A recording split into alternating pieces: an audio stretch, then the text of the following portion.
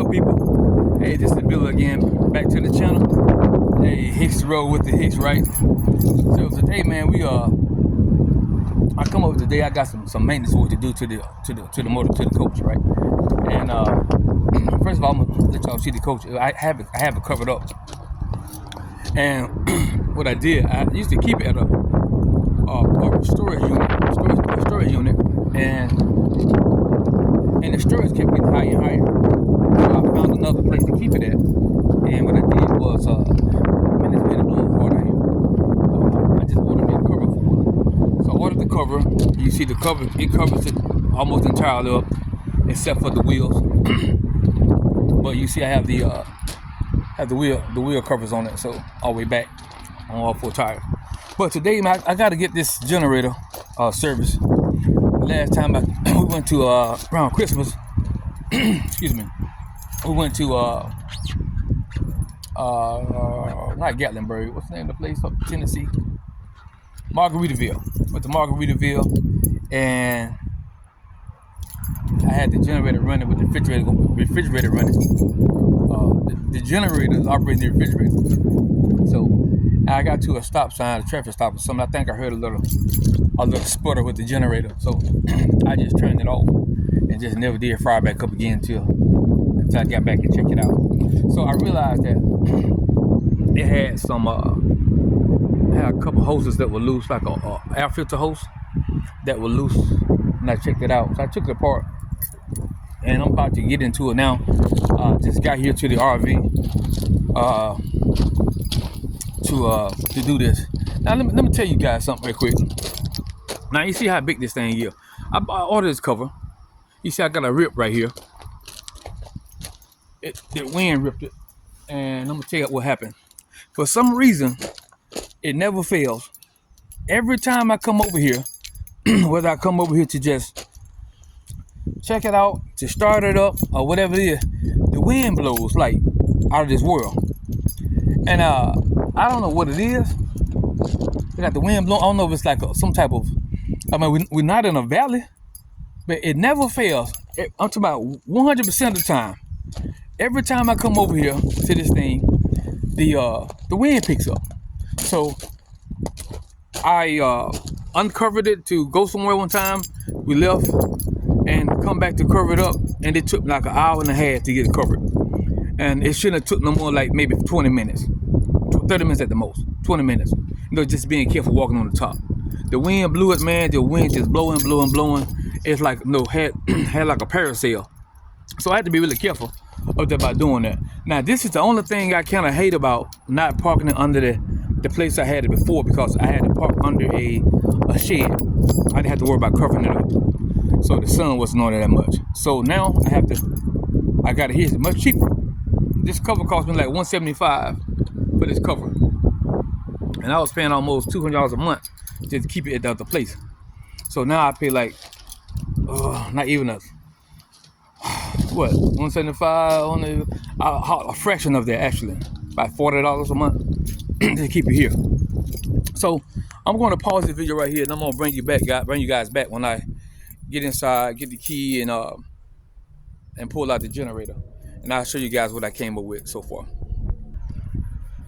Okay, y'all, I got the generator cap open, and here we are, and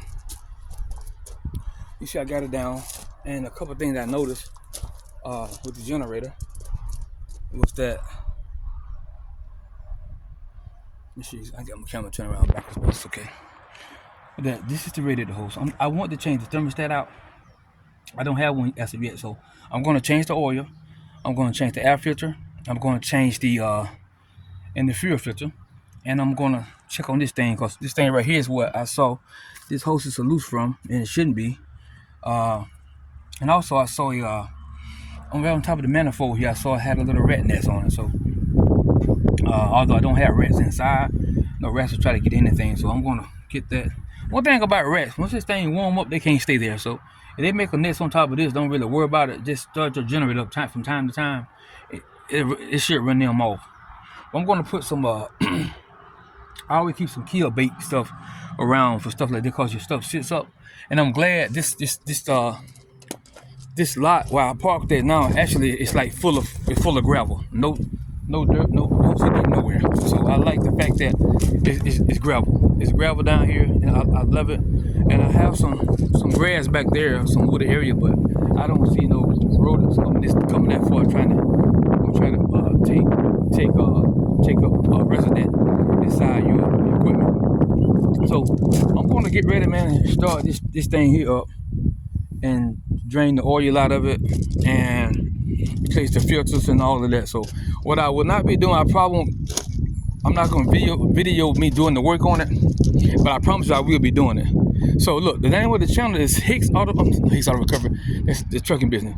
It's Hicks the Road with the Hicks. So when you guys see this channel, hey, like and subscribe to the channel. Hit the notification bell. And this is a new channel. I have some videos that I had I recorded already. I just gotta place them on the channel. So I've been trying to place them in order. So I want to place the last one, but I want to place the first one first instead of get the last video I made first. So I'm trying to get in order and place them on the channel. So like the channel, subscribe to the channel. I really appreciate it. So, and maybe you guys help me get this channel built up. Get some views and all that good stuff that comes along with YouTube. So I really appreciate that. So here we are. I got the oil. This is Honda Nasia. This is my little pickup truck. This is Honda Nasia. That's her name, Honda Nasia. But I got some oil in the Honda. I got a little drain pan in the trunk. I got the filter, oil filter, fuel filter, and the air filter. I'm gonna change today, like as of right now, in a few seconds. And once I get that done, I hit you guys up again, and we'll go back through the rest of the stuff. I'm gonna start it up and watch it run.